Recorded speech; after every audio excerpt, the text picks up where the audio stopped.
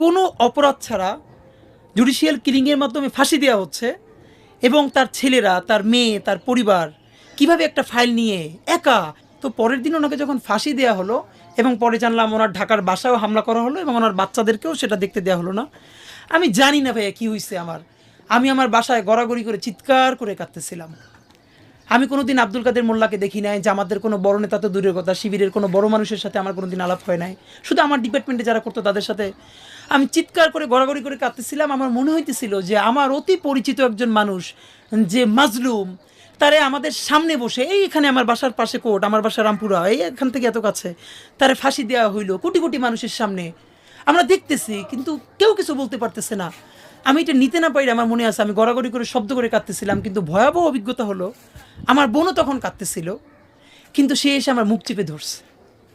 আমার বোন মুখ চেপে ধরে আমার বলতেছে, সেও কাঁদতেছে নীরবে।